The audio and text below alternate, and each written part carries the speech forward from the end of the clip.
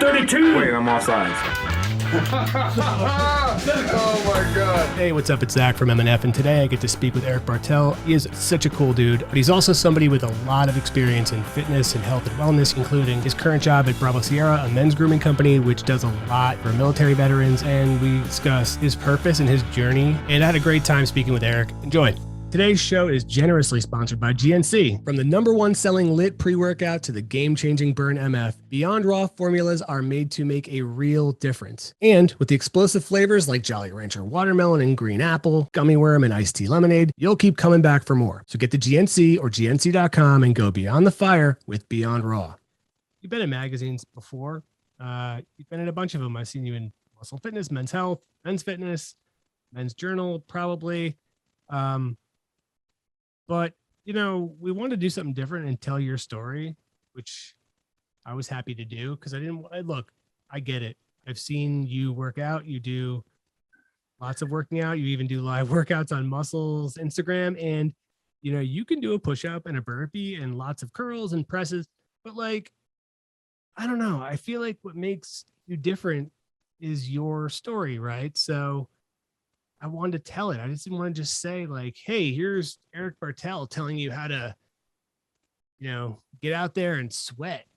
So it was fun for me to write this. And I'm going to be honest, dude, I don't ever write anything anymore.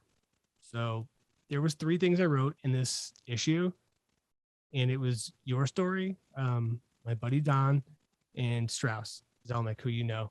That was it. I mean, I did rewrite a lot of stuff, I'm not going to lie, but I didn't want to do that. Like, I wanted to write your story.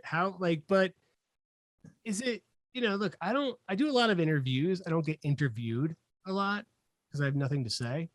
So is it weird? Do you have to kind of like not try to come off as like you're bragging or embellishing? Like, do you when you're getting interviewed, are you like, oh my God, I sound too like this, or I sound, you know, I don't want to say that. I don't know. Like, do you get a little self-conscious about that? I think it's definitely something that runs through at least my head. I'm sure most people's. And to be honest, there's not many times where I've actually told my story outside of you. I had one thing with like Fox News that they wanted to cover it kind of when COVID first kicked off. That was interesting.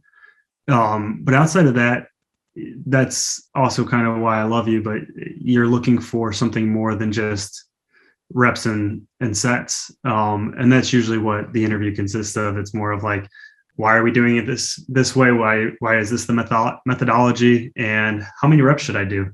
And so I guess to the benefit of that, there's not a lot of room for ego in that. But I always try and check my ego at the door whenever I'm talking to anyone, not just in interviews. If I'm talking to someone new or someone old, I think ego is the biggest overhead. And so that's the first thing you have to kind of be mindful of. How do you, I want to get into, you know, some of your story because hopefully it works as a teaser to people who may want to actually purchase or read the feature, because I hope it's worth reading. I could have, again, I told you that the original draft was twice as long, and there's a lot I would love to say about you and your story, but how, I'm trying to think of the best way to put this. It's I don't know, man. I guess. Does any of this stuff matter to you? Like, is it good? Like, it's good, right? Because it's marketing, but like, are you somebody who craves this type of stuff, or is it just like, oh, whatever? Honestly, I think there's different aspects of it, if that makes sense. And so like, I've gotten to the point personally where I take pretty sporadic social media in general hiatuses. A lot of what I do, I can push through social media, but also I think the average viewer, to someone who has 1 million+ followers, understands that social media really takes a toll on your mental wellness. And so while a lot of this stuff I enjoy, and I'm sure like you're a liar if you're like, hey, I don't like that serotonin boost that you get from doing an interview, where you get from one of those thumbs up on social media or hearts. A lot of it, I think, again, I try and stay very introspective and like, why am I doing this? And I am at the point, I guess, where I feel like I've seen success in what I want to see success in, and fitness is definitely a big part of that world. And I don't feel like I have anything to prove for once, I guess. And I think that's always a big part of it, or it always has been for me. I've always had a chip on my shoulder. I've always wanted to prove myself. And finally, I think I've reached a point where like I'm working with Muscle and Fitness. I put workouts out on your app. Like I don't need to prove myself to anyone. And so now it's more like, is this helping someone? And if the answer is yes, then let's keep doing it. And if the answer is no, then I can cut that, because if it's not helping anyone, I don't have the bandwidth to do it anyways. Are you happy? Are you a happy guy? I'm so happy. Yeah. Yeah. Have you always been happy, or like did you have to teach yourself how to be happy? I think it's a constant cycle. I think people think depression and all of that stuff is something that comes and goes, whereas I think it's something that in the fact it comes and goes. I can be very happy one week and I can be depressed the next week, and I think people try and deny that and say like, oh, I got over it or whatnot. Like, so I think a lot of it is really how you approach your day and how you approach where you're at in life. And I would be lying to you if I didn't say like, there's some days where I wake up and I'm just not feeling it. I don't want to wake up at 5 a.m. and work out. And at the end of the day, it's all about like redefining your perspective. And so even when I wake up in a shitty mood, or I got no sleep because I have an infant at home and he was up, or my toddler was up, like it is such a privilege to be able to wake up and do what I love, even if it's not the fun part of it, even if I'm doing a ton of spreadsheets or something later in the day, or if I'm on 12 Zoom calls. Like there are so many people in this world who don't have that privilege, and I do. And I get to, so whether it's like watching my boys or working out or doing something else, like it's all about how you approach it and your perspective on it. And sometimes you just got to check yourself and be like, yo, you have nothing to complain about right now. What are the words written on your left arm? So this is a poem actually, and it's called Our Deepest Fear. And so if honestly, the first time I heard it was on Coach Carter, the movie. And then I looked into it and I like read the whole thing. And it was so meaningful to me. This was like my third tattoo. But I wanted it as a reminder to myself. Quite a few. Maybe 9 or 10. I mean, it depends on how, like, if you count this as 2, you count this as like 3.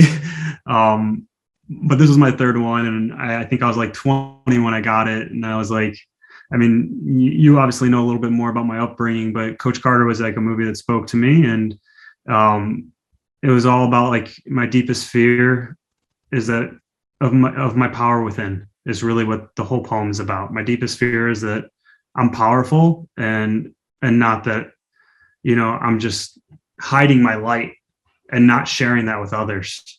And so it's a reminder to me to like, one, don't let other people stifle what I'm capable of, which as a young man, and honestly, just as a young individual, I think entirely, a lot of us fall victim to that. We're so worried about what everyone else thinks of us. We're so worried about being different, and yet we all want to shine. And so that's kind of what that poem told me. So yeah, just for people who aren't as up to speed with stuff. So you grew up in Chicago, and you were raised by a single mother, and yes. You didn't have didn't grow up in like an affluent community. You were at all. You were homeless for 3 years. You and your mother bouncing around, staying in shelters, and you know, when you were given opportunities to excel, you took them. And you know, I'm glossing over a lot here, obviously, you know, but the point being is that like you were somebody that didn't grow up with things given to you. You had to scratch and claw for everything. So, now, you've in fitness specifically, you've been in a lot of different industries or a lot of different companies, big companies, and you're now with Bravo Sierra. You're a VP there, and it's a very military friendly company. And you said before like, oh, I feel like I have nothing to prove. So do you really feel like that, or like, is that every day you feel like that, or is it just like, hey, you know what, I got this. I've got a great job at a good company that I enjoy, and I'm doing a lot of great things, or is it like you go through these peaks and valleys to where you're like, man, I got to do more. I don't know. Like, I'm curious as to where you like what defines success to you. That's a tough question. Yeah. When it comes to not like what I said about not having something to prove, honestly, I think speaking really oriented towards fitness, I'm pretty comfortable in the fitness world at this point. And I mean, entering it, what, like 6 years ago, like mainstreamish, to where I am now, I'm like, I've checked out a lot of, I've checked off a lot on my bucket list when it comes to the fitness world. When it comes to like the business world, no, I still have a ton to prove. And the grind is every single day to do it. My background is not in business, so I'm constantly learning. And I think that's an approach you have to take to everything in life. Is once you think you've known it all, or once you think there's still something that you can't learn, like you're probably dead in the water. And so every day I still have a chip on my shoulder in that world. On the founding team at Bravo, and I've moved up from where I started, and I still plan on moving up. Like, I'm not done. Eventually I want to either run this company or run another one. I want to stand up a nonprofit here soon. I want to do a lot of things. And so, no, I'm losing sleep. Trust me. Well, that's one of the questions, right? So that I have specifically is that like, so I go through similar things where I'm like, I want to do this, this, this, and this. And like, I'm not going to tell you that I'm the best at,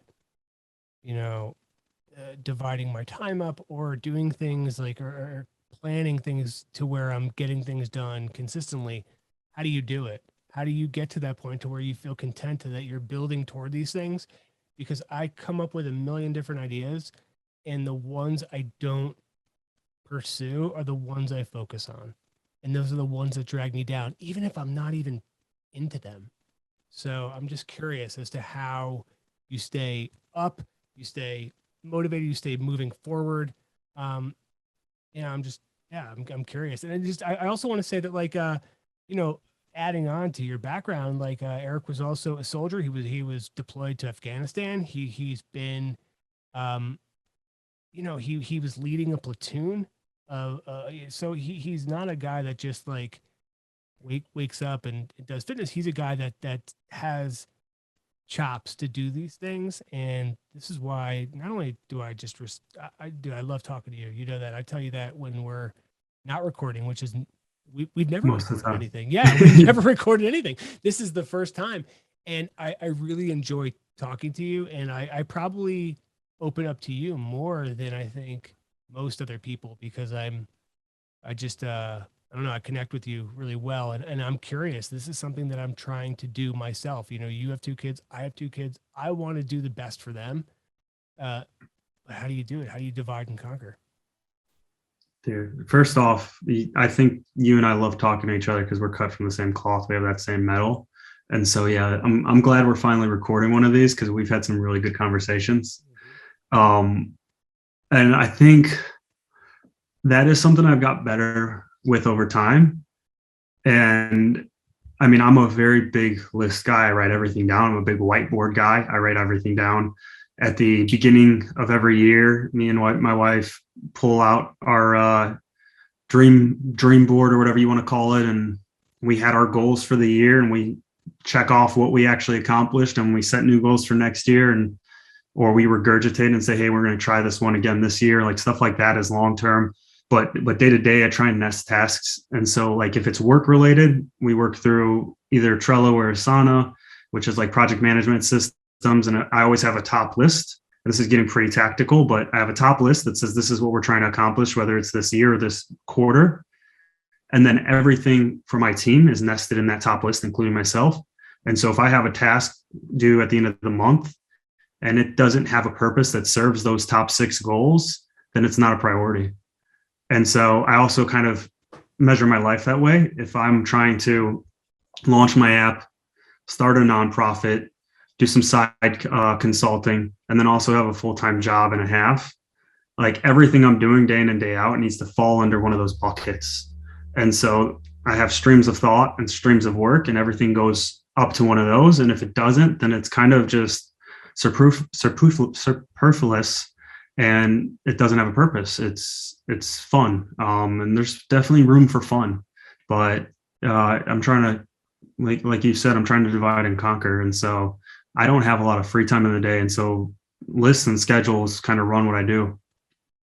So, you know, your job now, it seems to me like a lot of times when we talk, you're always, I don't want to say gallivanting, although I'm dying to use that word, but you're always, you're out planning stuff with this, with the brand, with Bravo Sierra. You're doing events, you're doing all this. Now, do you enjoy what you're doing? Like, what are some of the ups and downs of what you do? And like, you know, what is it that you're taking away? Because you're certainly a guy that digs being, just doing things, moving forward, and like, you know, progressing, either like moving the narrative forward or just being somebody that's bringing people together. So like, what is it that you dig about this company and this job specifically? Yeah, for sure. I mean, so first off, I get to do the best part of building a brand, and that's like interacting with the people. And so being a military native brand, a lot of what we do, half of our events, if not more, are actually on military installations. We're only doing stuff with military. And then the other probably quarter to a third are with civilians involved. But a lot of times we bring civilians to our military events, which is also really cool because like part of our mission is to really federate this nation in the sense, and this is going to sound like extremely high goal oriented, but like we want to create an example and create a small ecosystem where people can come together around shared values, shared character. And so a lot of what we do and like the events that I host, if I'm bringing together a very specific group of people, it is to show a sample population of what that is. And so like when we did our event in Malibu like last month, it was such a hodgepodge group of people. It's honestly crazy because like there's a bunch of military guys. We had like Green Berets, soft dudes, but then we had like fitness influencers. We had a billboard rapper, like we had an MMA fighter. And this is just all people within our network of like that live in the LA area. And we're like, hey, come out, hang out with us. We're going to do a barbecue. We'll do a workout, get in like a pool workout. And you would think that you bring in like all of these people of different faiths, of different belief systems, of different political beliefs, and there'd probably be some friction. And I promise you, like, went off like nothing other. Like everyone was, and this is exactly what it was. Everyone was of character, of value, and they believed in what this was. They believed in this brand per se, but it's really like an ecosystem. And so I can invite out people from such different walks of life, and they all come together and they act like they're best friends, and they're all interacting still. And I think that's what's success to me when it comes to something like that, is like I can go on Instagram now and I can see that they're still talking and they're still friends, and they would have never met in any other world if we didn't bring them together. And like that's what we can do at such a larger scale, and that's really what needs to happen. But we're doing sample population testing of it. So what's next, right? So I'm curious because you put this event on in Malibu, and knowing you don't just do one and then like, no, we'll see what comes up. Like, I feel like you've got a few things up your sleeve. I'm just curious to what they are. If you want to tell me, Yeah, I sure. want to know. I'm curious. No, of course. So I mean, we're always looking to do something, right? And we're always looking to engage the community. That's the biggest thing. I think marketing is dead in the sense of like how big brands have used it. And I think they figured it out too. Everything is about like, someone doesn't want to buy something from someone, but they will buy into a community. They will buy into an experience. And that's, I'm not even trying to sell it because I have no need to. But what I'm doing is I'm building community with people I respect, people I admire, people I care about. And it's happening on its own because people want to be a part of that thing. And so I think the next thing we're going to do is we're going to jump out some planes at Fort Bragg. We also have an event with some Marines coming up as well at Paris Island. We're going to Dallas. We're going to support MVP, the nonprofit Emerging Vets and Players, where they take professional ball players that have retired and they put them in a room with veterans and they get in a workout and they talk about the similarities and parallels between life after playing in the NFL and life after leaving the military. And so we're going to support an event with them as well. Well, that sounds really cool. That sounds really cool, actually. Like, and also like, it's just, you're getting a lot of different perspectives. You're as you said, you're bringing people together, but you're hearing a lot of various stories, and it's, I know you like to learn and you like to evolve, and this job seems to be something that does that. Now, herein lies, I think, where a lot of people struggle. And I put myself in there too, where it's, you don't feel like you're doing enough, right? Like you feel like you're not doing enough to either be, I don't know, maybe it's satisfy yourself or satisfy, maybe in some ways it's like what you think you should do. I'm not really sure. Like, I don't want to get too bogged down in that nuance, but like, how do you, like, what is it that you do that you feel content? Is it that you're looking at what you said your goals were, and if you start to, you're working toward them, you feel good? Or is it like, I'm curious, like, what is it that you're kind of latching onto to feel like, hey, you know what? I kicked today's ass. That's a tough one because I do have that feeling quite often. I'm not going to lie and pretend I don't. I'm not trying to create any false narratives here. I think, like, however you measure it, if you have the goal and kind of how we talked about earlier, where I have systems where I create these tasks and I create goals and sub goals, I think being able to check things off, like actually check things off, really can inspire you to keep going.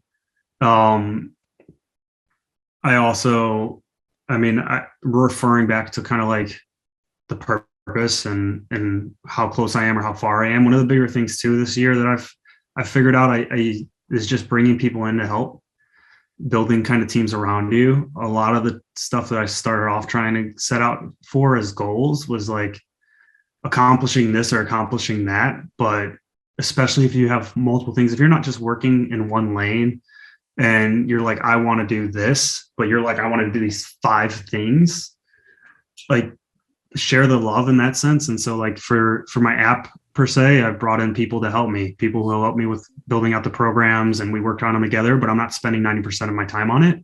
How can we find you though? So where like this app, like, so, and I want to just preface by saying, if I didn't think, Erik was somebody that his training is intense.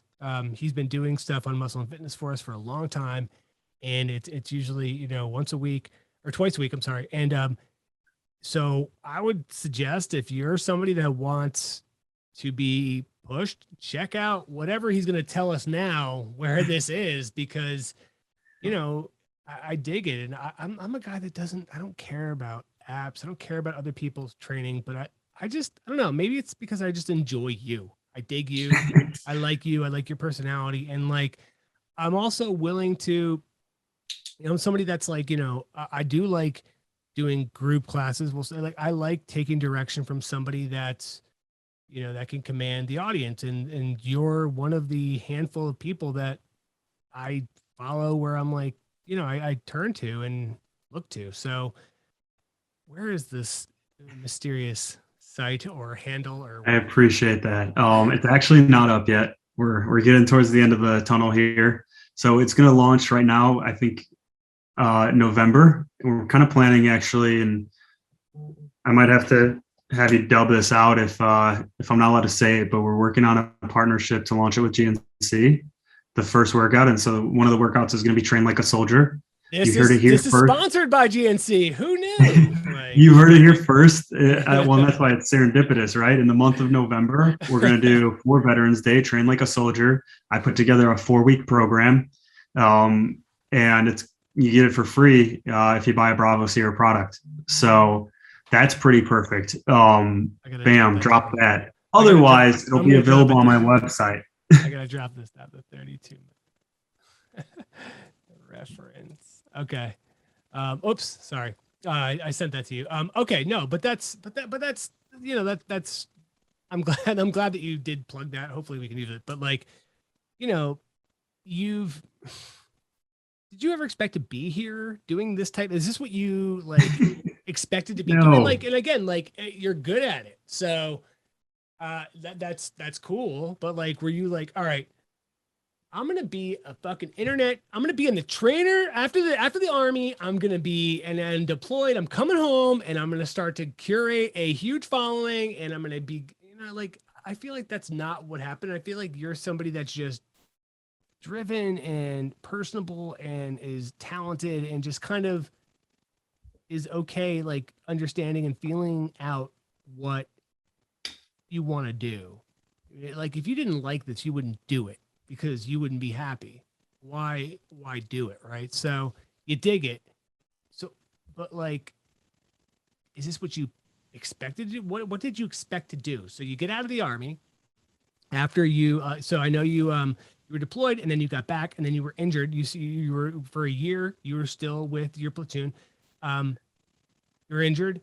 So then it's like, okay, well, you can either transfer out of infantry or you can be discharged. You take the discharge because that you didn't want to do something you didn't want to do. How do you get into fitness? How do you get here? Totally. No, yeah, I planned all of this. Went off splendidly. No. You're so good. You're such a good planner. Like you said, I got injured in the military. Spent a year rehabbing to the point where they were like, okay, you're not better. And you can either get out of the army entirely or you can reclass to a different branch. I was Does that infantry. Injury still bother you now? To be honest, I don't run nearly as much as I did in the army. Gotcha. Okay, so running was the biggest injury or kind of antagonizer. Okay. And so it was a meniscal tear. Went through all the kind of rehab processes that they had for me, and partly too it was because for a little while there, I was still definitely using it, and so it actually exacerbated to like quad tears, and they were just like, hey, you need to like stop doing stuff altogether. You can't be in the infantry anymore.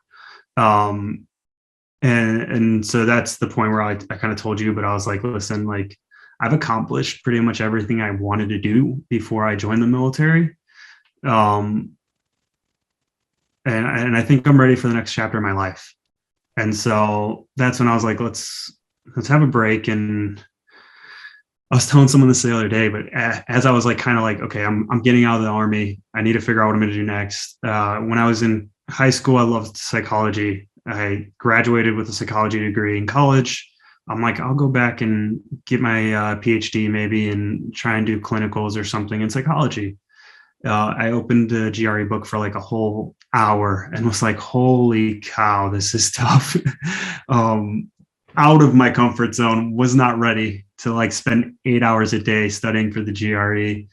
And either way, I knew going back to college, like I probably wanted to do something at any instance still involving fitness. And so that's when I applied for the nonprofit to Fit Ops and to go through, because they offered veterans free certification in your PT program. And so that's where I ended up getting brought in. It was like a few months old at the time. They saw that I had a ton of operational experience, military experience, whatnot, leadership experience. They're like, we'd love for you to kind of come in and just kind of check out what we're doing. And so from that point, I like redid their entire training protocols. I redid a lot of their operational protocols. I pretty much just restood up the program. I ended up taking over as the executive director of it, probably like 8 months in. And then I ran it for another 2 years after that. And that's where I really started like breaking into fitness more, because at that point, like not only had I been like the center of training for hundreds of veterans who now worked at places like Equinox or went and made their own private training businesses, but also like that was my first kind of plug into the broader fitness scene. That's where I met you, Zach, like, and also took over Performix House, and which is a beautiful gym in New York City that's still standing under a different name, but like really got kind of inroads into a lot of the fitness world and learned so much under the people we brought in to help. Yeah. No, it's funny too, because you were, I think like from Performance House, you're the only person that I've kept in touch with. And that's not to say anything about anybody else. It's just, it says to me like how I connected with you.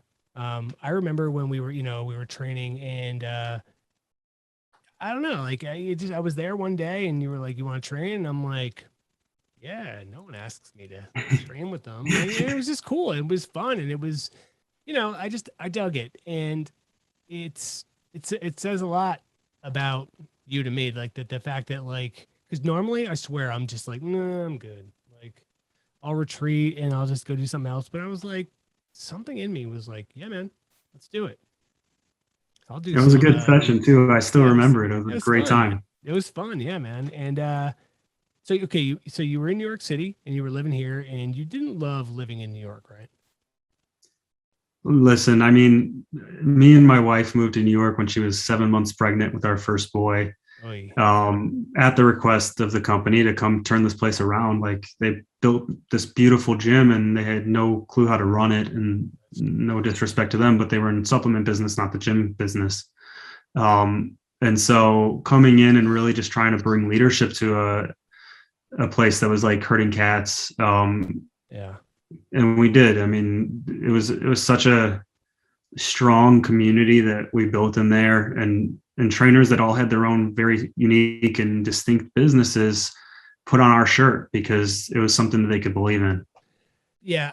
I want to double that. I never got it. So I never got Performance House's, business model. Like they're like how you signed up to be a part of it. It was very confusing to me. And I'm like, look, I'm not somebody, I don't go to Equinox. At the time, I was going to Retro Fitness across the street from where our office was located. And that was $20 a month. Did I love the place? No. But like, I'm like, okay, so you could pay X amount and you could use the group space, and then if you paid more you could use the whole space and then get access to the shower. To me, I was just like, dude, this is way too confusing. I don't know. No comment. Yeah, okay, I get it. But like that was the thing to me. I'm like, what the hell? Like, and then even when, well, all right, well, even when we try to do some photo shoots, they'd be like, do you want us to shut down the whole gym? And I'm like, you don't need to do that. Like, you don't have to do that. Please don't do that. Like, make money, like we'll be fine. Anyway, the current model that the Reload PT team who runs it now, Reload Therapy. Yeah. They do physical therapy and training out of there now. And it's much, much simpler. Yeah, no, I've been there a few times. And look, there are a lot of the same folks. Again, I had no problem with anybody. They were super nice to me. They were always great and like professional, but I felt like sometimes they were confused as well.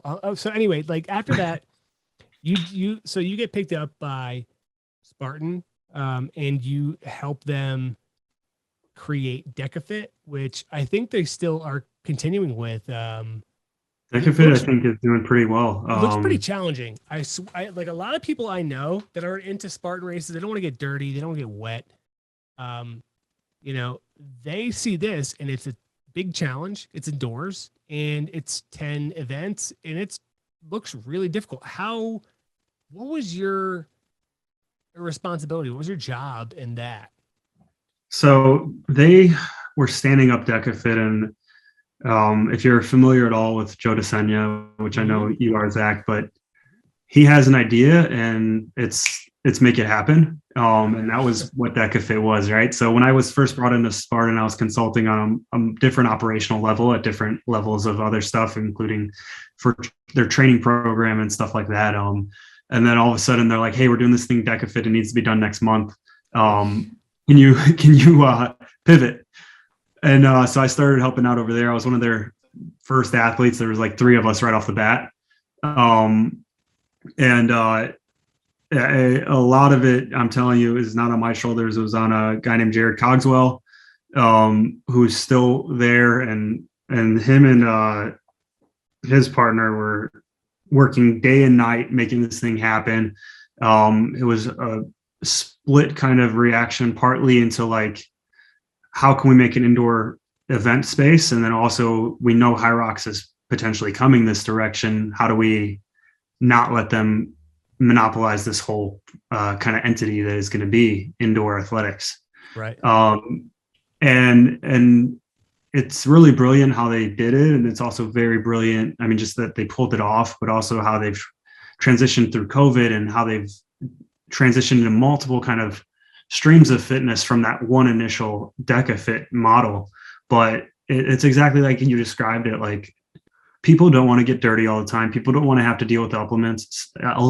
Not everyone wants to be super, super hardcore and out in the wilderness. And so creating a middle ground between like, okay, well, we don't have to go Spartan. What can we do in here? Yeah. And that's where DecaFit comes in. It's completely based off of your fitness level. So we'd have people come out like who are athletes, and a lot of Spartan athletes actually started doing it, obviously, and still do, but who are legit like endurance athletes. But then we also had people come out who were bodybuilders. We had people come out who were just kind of more into aesthetics and stuff and just wanted to try it because it looked fun and you could do it with your friends. And then we had people come out who were like couch potatoes. And most of the time too, it was interesting, was like, I remember one of the girls at the first DecaFit we held, she was like, my dad refuses to do Spartans with me. He refuses to work out. And he just signed up for this first DecaFit because he's a huge fan of the Broncos. And you guys did this in the Broncos practice facility. And so this is the first fitness facility I could get him to, or fitness event I could get him to sign up for, because 1, it was inside, so he knew he wasn't getting all muddy and gross. And 2, he wanted to see the Broncos stadium. And it's like, it's ingenious because you just got this guy who refuses to work out, refuses to actually kind of be accountable for his fitness to come work out just because of those 2 things. Yeah. It's funny. So I was actually going to try to do the first DecaFit, which I'm not sure if that's the one that got postponed because of COVID, but like, It did. yeah, like I was going to do it and I was certainly not prepared. Not gonna lie. I would have been crushed by it, but like, I haven't done anything truly like challenging, I guess. Like, I've done hard workouts and all that stuff, but like an event since I guess 2019. So yeah, part of me is like, okay, I saw that Spartan was doing a death race in the winter. And I hate the cold. I hate being wet and cold. And part of me is like, man, maybe like I've never even I've done the death race in the summer twice and not completed it. And I don't know why it's important for me to do this and win, and like, well, not win, just get through it. So yeah, I've been like, I love it. Maybe this is what I need to do. Like, I will be insanely uncomfortable, and I usually document these things to write about them, or we have video of them, and I am totally an open, like, I tell people that are like the crew, I'm the least interesting person here. Don't focus on me. I'm part of the team, sure, like, and we can use me as a catalyst, but I will find other people that are much more interesting and probably have a better chance of getting through this. Like, and You're but part, you're extremely humble because but Zach, part of you're quite interesting, but but part of me, man, is like, and I said that to my wife. I'm like, should I do it? And she's like, the winter? You? I'm like, yeah. She's like, you don't like being cold or wet. I'm like, well, I don't like being hot either, or sweating, or like being dirty. Like, so I'm like, but I also feel like it comes down to this. I want to show my kids that it's good to be uncomfortable, and it's good to be embrace that uncomfortability, and also when you want to quit, not to quit. Um, both times that I've been ushered out of the death race, it's because one was because I was dehydrated and had early stages of hypothermia. The other time I was just straight up dehydrated and almost delusional. And I realize now it was more of a nutritional issue than a hydration issue. Like I was just missing specific macro or micronutrients that were really critically important to me. But it's like but I also I'm very hard on myself. Maybe if I was tougher mentally, I could get through it. But even when I try to do that, even when I said that to myself, though, I was just still like, oh my God, like falling over, just being a stupid dummy. And then some dude, I remember this, some dude came down and was like, he had clearly tapped out. He goes, hey, man, there's 364 days in the year other than this one. Don't push yourself so you miss more of them. And I'm like, I have kids, like, and I was like, yeah. fuck. So I don't know. I'm contemplating it, but like, I do notice that the people that make it through usually have a buddy, somebody who refuses to let them down. You know what I mean? So I don't like where this is. it's so funny you said that. The only person I could see myself leaning on when it mattered is you. Your wife. Oh. But at the same time, I would also do it in the summer with you, or just not at all. But like, I know I'm just in tune with myself to know that like there's going to be a time where I am going to be down and out, and I need to look to my left or my right and see someone that's like, yo, like we got this. And I know you've been there in a life or death situation, and this is not life or death. This is you're trying to win a fucking plastic skull. It's not real, but like it means something to me. Like it means something internally. So, and it means something to me because I want it to mean something to my kids. I want them to know that it's okay to feel down and to lean on other people, because it's taken me so long to do that. And you're somebody that I do. I talk to, I tell you things I certainly don't tell other people. And yeah, look, there's no pressure. I'm just saying, like, you're the one person I've ever asked to do this with me. Oh, this sounds fun. You're like shared misery. That's it. I need somebody that I can crack bad jokes with. I think it has to happen now. And I think a big part of it too is, for me at least, when I got out of the Army, I was like, can we swear on this? Yeah, of course. Yeah, I've been cursing this whole time, I think. I was like, not a soft motherfucker, but like not the hardest motherfucker, but like sitting behind a desk and having comforts, not sleeping in the woods for a third of the month, or inhaling toxins. I've grown complacent in that world. And I had this conversation with my wife probably like 6 months ago where I'm like, I think I'm going to go sleep in the backyard tonight. Like, I am such a little bitch nowadays. and I am so comfortable. And I think sometimes it's just about that. Like, we grow so comfortable, we don't realize how comfortable we have become. And before, like, especially during the like army times, like I could sleep outside just at the drop of a hat, and most of the time did. Like, really just was much more calloused when it came to like physicality. Um, and so every now and then I'm like, I need to be reminded of kind of that. Uh, well, I'm trying to think of an appropriate term. I guess animal instinct per se, or just really feel like a little bit more rugged.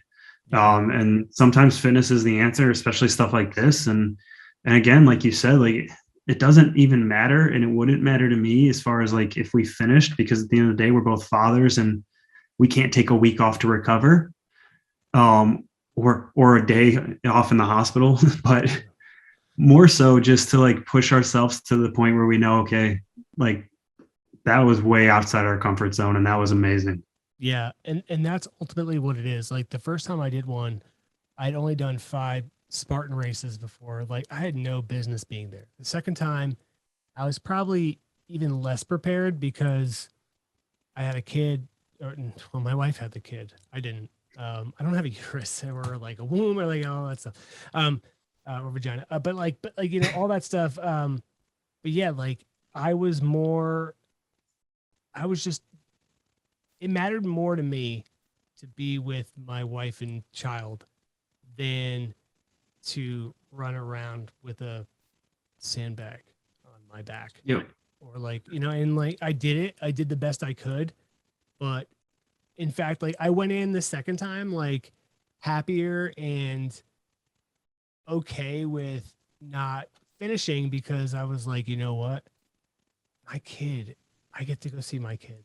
Like that's all I cared about. Like, and you know, now it's like, okay, you know, I've been out of my comfort zone twice there, and I really do at some point, be it in this winter or the summer or whatever, I do want to finish because I do want to have that lesson for them that like, not that like your dad's hardcore. I'm not.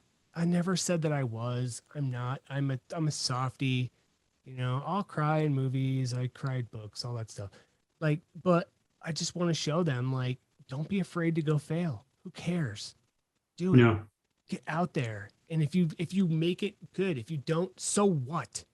Who cares? Get back up and try again. It's okay. Yeah. And that to me is the most important lesson because, you know, when I was growing up, I had a brother who was 4 years older. And, you know, if you lost at something, never let you down. You loser, you know, all this stuff. Like, and he beat you, you know, like there was that. So you didn't lose. But in life, you don't win everything.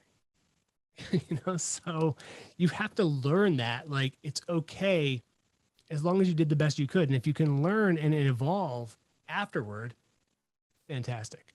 And that's ultimately what I want to pass to them.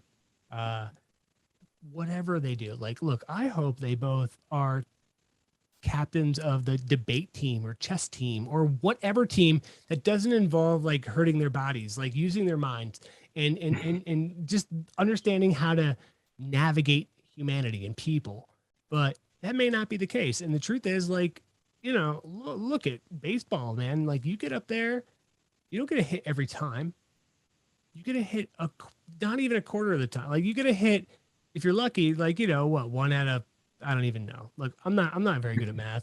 The point is, you don't fucking hit every time. Exactly. No, Anyway. I love the life lesson though. I mean, I think for me and a lot of stuff too, and I'm sure you've noticed the changes once you become a father and how you look at life and how you look at happiness and success and whatnot. And I think like one of the lessons that I want to bring to my boys is kind of very similar in the sense of like, and it's the same thing I talk like when I'm talking to my team, like there's no such thing as a loss. There's only a lesson. And that's the first way you need to approach it, right? You didn't lose. You learned something about yourself, something about that experience. And at the end of the day, if that's your goal is still to accomplish that, then you're going to go back. And maybe part of the lesson you learned is that you were trying to prove something to someone else and it had nothing to do with you. And so if that's no longer a goal of yours, it's not quitting. Like, that's fine. That's no longer a goal of yours, but you learned that because you tried. And you would have never known had you not tried. And then if that's still a goal of yours, well, then you better go back. Like, you better go until you feel like you've either succeeded or until you have a reason that you're like, I no longer need to prove this. Yeah. Here's the thing. Like, I could talk to you for 2 more hours, but if I don't go inside for dinner, my wife's going to tan my hide. You know what I mean? Like, it'll be the end of me as you know it, but I want to continue this. I'm hoping you're willing to talk to me again. There's so much I could talk to you about. Like, I want to ask you so many million other things about you, your life, your job, how you're navigating things. And I will say this, and this is not at all a lie. I have not used bar soap until you sent me some Bravo Sierra bar. And I have not smelled this good in so long. Like, Are you on Team Bar Soap? Oh, dude. Welcome. If you could smell me, I swear, I would not even be like, no, don't. I'd be like, yes, please. Like, even my wife, I'm like, smell me. Yeah. Usually she's like, no, you're gross. And I'm like, no, smell me. Like, it's funny because she actually sent me a thank you card the other day about it. I bet she wouldn't be surprised if she said thank you note and like I don't know, like a cameo and all that stuff. Like, she paid for all that shit because she's like, even said she's like, man, like, smell good. I'm like, I swear, I go, I haven't heard that in years. Like, what the, like, why didn't you tell me that? Like, when I was using whatever I was using, like, it didn't smell good. Clearly, this smells good. So I do got to say thanks. It's definitely quality stuff. And, just, that's beside the point. Like, I'm grateful for you. I'm thankful that I know you and that you took the time out of your day to speak with me. And, how can people follow you, get in touch with you, and how can they buy these wonderful smelling products? Oh man. First off, it's all reciprocated, and I always pick up your calls because we always have great conversations that go way too long. You follow me on mainly the Instagram. I'm old and I say the Instagram on Instagram, and real Erik Bartell is the handle. I'm sure you can pin that somewhere. Mm-hmm. And then, yeah, I mean, I'm really not that active on other platforms. I'm trying to figure out how to work this TikTok thing, but tell me about it. So much happening. I'm about twice the age of their target market, I think, still. And then, yeah, go to bravosierra.com and get you some tonka bean. That's my favorite scent. Zach, have you gotten the tonka bean yet? I believe you sent it to me. So, I mean, I use everything you sent. Huh? Yes. No, I definitely use that because everything you send me, I use. So I'm not going to say that like I even look, I just take like it's in various spots and I just use it. Whether it's swiping and spraying. That's it. But yeah. And then, obviously available at Target as well. If you're a Target shopper, it's in their stores that have the men's section, Men's World. So it's only like 600 stores nationwide, though. It's very select. And yeah, follow my boy Zach too, Z-Raz. Are you private or can people follow you? I think people can follow me. I think I was shamed into doing that, but I also never post. But I will say this too, like what's cool about Bravo Sierra is that 5% of the buy goes back to the military, which is really cool. Yeah, so it goes to the Morale Welfare Program, which is directly involved in anything morale, welfare, recreation for active duty soldiers and their families. And so everything from like people don't really understand, but like their gyms to daycare facilities on post is all funded through that program. And so we are the only private company that actually gets to donate to that company or that program, because everything else comes from government funding where the government sees fit to give them $1 million for the entire year and they have to figure out how to support all of that infrastructure. And so Which, we were which lucky sounds like enough. a lot, but it's really not when you think about how many people are involved in it and how much goes into it. So It's nothing. no, that's why this company is great. And yeah, support it and, check them out, but check Erik out. He's also, again, Tuesdays and Thursdays on Tuesday- Muscle and Fitness's Instagram, 7 a.m. intense. Eastern time. Come work out with me. Awesome. Dude, thank you again. You're the best. Thank you, Zach. You're the man. I can't say enough about you. So I want to thank you again. And look, man, let's do it again soon. Cause yeah, this is the best part of my week. What is it? Is today Monday or Tuesday? Monday. Today's Monday. Yeah, you're the best, dude. All right. Talk to you Put later. podcast number 2 on my schedule. We'll do this again. We'll talk about it a lot more. Yes, sir. All right, later, bro. Later. Today's show is generously sponsored by GNC. From the #1 selling lit pre-workout to the game-changing Burn MF, Beyond Raw formulas are made to make a real difference. And with the explosive flavors like Jolly Rancher watermelon and green apple, gummy worm and iced tea lemonade, you'll keep coming back for more. So get to GNC or GNC.com and go beyond the fire with Beyond Raw.